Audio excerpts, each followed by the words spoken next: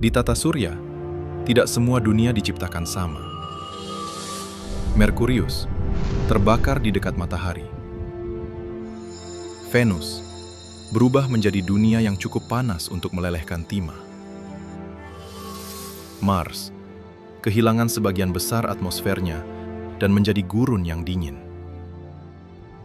Namun di antara dunia-dunia tersebut, terdapat satu planet yang berbeda. Sebuah dunia yang dipenuhi lautan, awan, hutan, dan kehidupan. Dunia yang kita sebut rumah. Tetapi, mengapa bumi berhasil? Apa yang membuat planet ini berbeda dari tetangganya? Inilah bumi.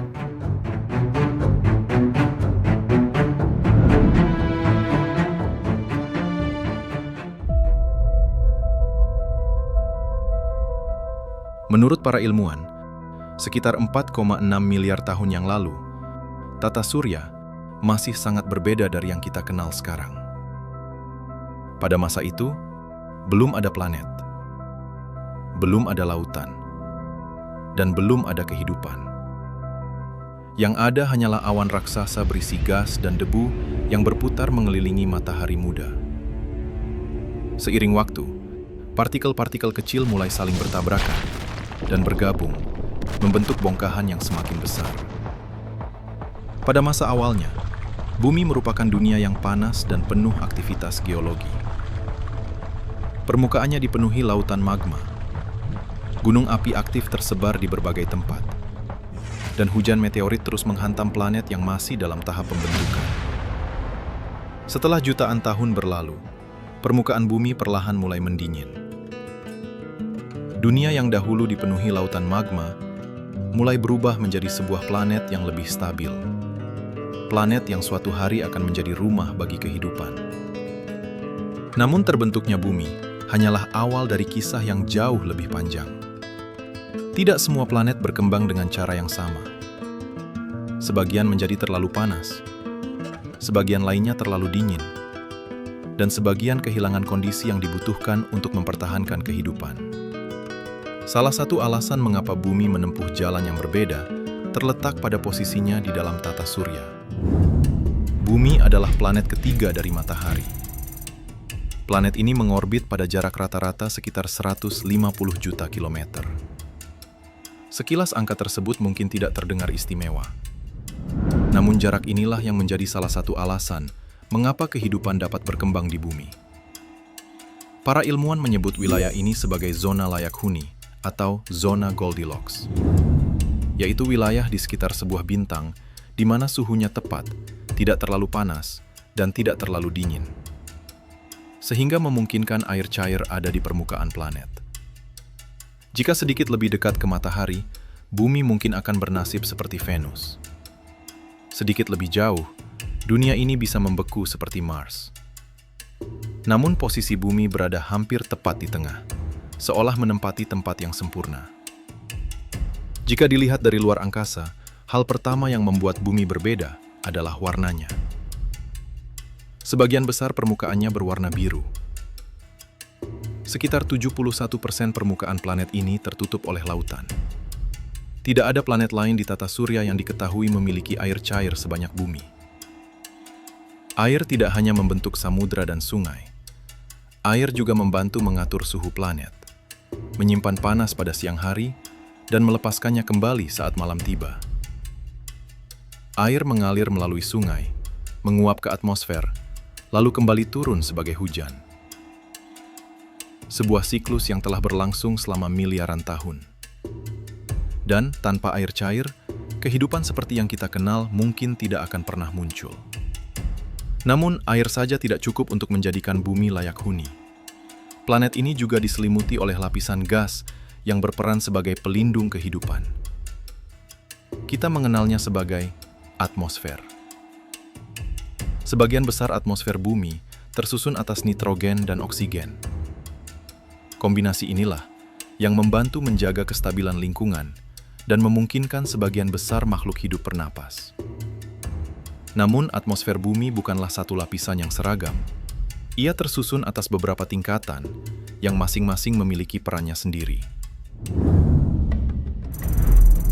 Lapisan terdekat dengan permukaan disebut troposfer.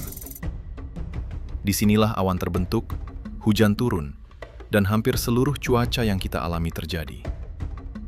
Di atas troposfer, terbentang stratosfer.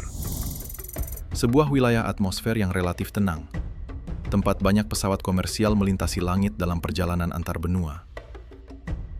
Namun jauh di atas jalur penerbangan tersebut, terdapat salah satu pelindung terpenting bagi kehidupan di bumi, yang dikenal lapisan ozon. Lapisan ini menyerap sebagian besar radiasi ultraviolet berbahaya dari matahari sebelum mencapai permukaan planet. Tanpanya, kehidupan di daratan akan menghadapi lingkungan yang jauh lebih keras. Lebih tinggi lagi terdapat mesosfer. Setiap hari, jutaan partikel debu dan pecahan batuan dari ruang angkasa memasuki atmosfer bumi. Sebagian besar melaju dengan kecepatan puluhan ribu kilometer per jam. Ketika memasuki mesosfer, gesekan dengan molekul udara menghasilkan panas yang sangat tinggi. Akibatnya, sebagian besar benda tersebut terbakar dan hancur sebelum mencapai permukaan. Kilatan cahaya yang sering kita lihat sebagai bintang jatuh merupakan jejak dari proses tersebut. Tanpa mesosfer, jauh lebih banyak material dari ruang angkasa yang akan menghantam permukaan bumi. Di atasnya terdapat termosfer, sebuah wilayah yang menjadi panggung bagi salah satu fenomena paling menakjubkan di langit bumi.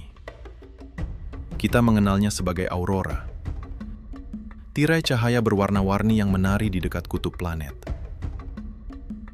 Dan yang paling luar adalah eksosfer, lapisan atmosfer yang sangat tipis hingga molekul-molekul gas dapat bergerak bebas menuju ruang angkasa. Inilah batas samar antara bumi dan lautan kosmik yang mengelilinginya. Namun atmosfer tidak hanya berfungsi sebagai pelindung, ia juga membantu menjaga suhu planet tetap stabil. Tanpa atmosfer, panas yang diterima bumi pada siang hari akan cepat hilang kembali ke ruang angkasa saat malam tiba. Atmosfer bekerja seperti selimut raksasa yang membantu mempertahankan kondisi yang mendukung kehidupan. Keberadaan atmosfer seperti ini bukanlah sesuatu yang umum di tata surya. Di Mars, sebagian besar atmosfernya telah hilang ke ruang angkasa. Sementara di Venus, atmosfer berkembang menjadi begitu tebal hingga memicu efek rumah kaca yang tak terkendali. Bumi berada di antara dua dunia ekstrim tersebut. Memiliki atmosfer yang cukup tebal untuk melindungi kehidupan, tetapi tidak cukup tebal untuk mengubah planet ini menjadi neraka. Namun menjaga atmosfer selama miliaran tahun bukanlah tugas yang mudah. Matahari terus memancarkan aliran partikel berenergi tinggi ke seluruh tata surya. Tanpa perlindungan tambahan, partikel-partikel tersebut perlahan dapat mengikis atmosfer sebuah planet. Karena itulah, bumi memiliki pertahanan lain yang bekerja jauh di luar lapisan gasnya. Sebuah perisai tak kasat mata yang membentang hingga ribuan kilometer ke ruang angkasa. Perisai tersebut dikenal sebagai magnetosfer. Sebuah wilayah yang dibentuk oleh medan magnet bumi. Meskipun tidak dapat dilihat secara langsung, magnetosfer merupakan salah satu sistem pertahanan terpenting yang dimiliki planet ini. Setiap saat, matahari memancarkan aliran partikel bermuatan yang dikenal sebagai angin matahari. Partikel-partikel ini bergerak melintasi tata surya dengan kecepatan sangat tinggi. Ketika mencapai bumi, sebagian besar dibelokkan oleh magnetosfer sebelum sempat mencapai atmosfer.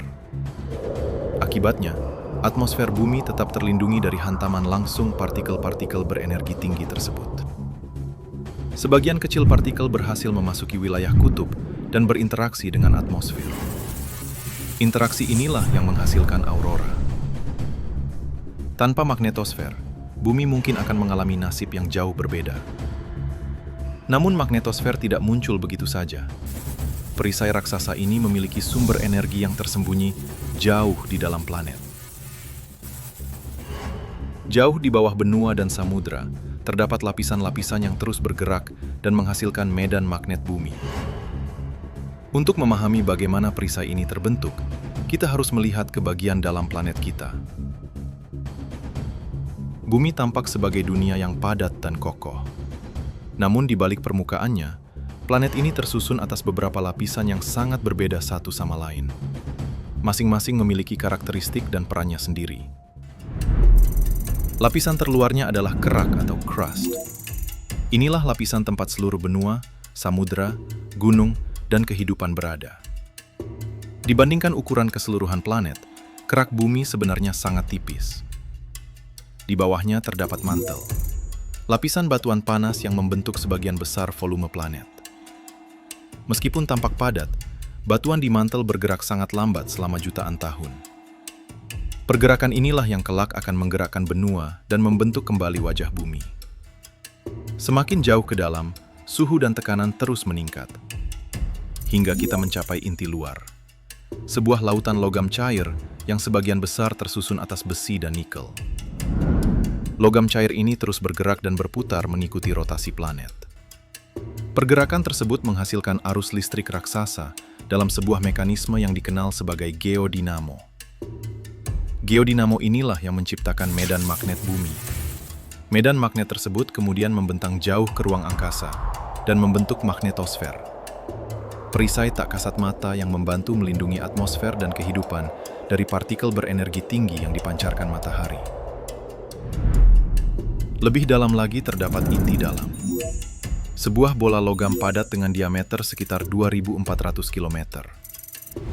Suhunya diperkirakan mencapai lebih dari 5.000 derajat Celcius, hampir setara dengan permukaan matahari.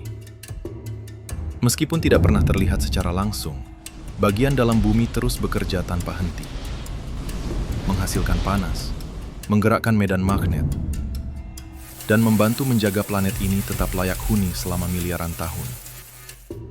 Namun jejak aktivitas tersebut tidak hanya tersembunyi di kedalaman planet. Dampaknya dapat ditemukan tepat di bawah kaki kita. Sekilas kerak tampak kokoh dan tidak berubah. Namun kenyataannya, lapisan ini terus bergerak. Ia terpecah menjadi sejumlah lempeng raksasa yang perlahan bergeser di atas mantel. Dan selama jutaan tahun, pergerakan itu telah membentuk wajah planet yang kita kenal saat ini. Ketika lempeng-lempeng tersebut saling berinteraksi, berbagai perubahan besar dapat terjadi di permukaan bumi. Salah satu contohnya adalah terbentuknya pegunungan Himalaya. Ketika dua lempeng benua bertabrakan, kerak bumi tertekan dan terangkat hingga membentuk pegunungan raksasa tersebut. Sementara di tempat lain, lempeng yang saling menjauh menciptakan kerak baru di dasar samudra. Dan ketika satu lempeng menyusup ke bawah lempeng lainnya, proses tersebut dapat memicu gempa bumi dan aktivitas vulkanik. Selama miliaran tahun, pergerakan lempeng telah membentuk benua, menciptakan samudra, dan mengubah permukaan bumi berkali-kali. Sekitar 300 juta tahun yang lalu, hampir seluruh daratan bumi pernah menyatu dalam sebuah superbenua bernama Pangea. Seiring waktu, superbenua tersebut pecah dan bergerak menuju posisi yang kita kenal saat ini. Dan perjalanan itu masih terus berlangsung. Bumi bukanlah dunia yang diam. Ia adalah planet yang terus membangun dan membentuk ulang dirinya sendiri. Namun di tengah segala perubahan tersebut, ada satu hal yang membuat bumi berbeda dari planet lain di tata surya. Hingga hari ini, manusia telah mengirim wahana ke berbagai penjuru tata surya. Kita telah mempelajari Merkurius yang hangus oleh panas matahari, menjelajahi Venus yang diselimuti atmosfer ekstrim. Para astronom juga telah menemukan ribuan planet di luar tata surya. Sebagian memiliki ukuran yang mirip dengan bumi. Sebagian lainnya berada di zona layak huni bintangnya. Namun sejauh yang diketahui manusia saat ini, hanya ada satu dunia yang terbukti memiliki kehidupan. Dari luar angkasa, bumi hanyalah titik kecil berwarna biru. Namun di titik kecil itulah, seluruh sejarah manusia, setiap peradaban, dan setiap makhluk hidup yang pernah kita kenal berada. Sejauh yang kita ketahui, dunia kecil ini adalah satu-satunya tempat di alam semesta yang terbukti memiliki kehidupan.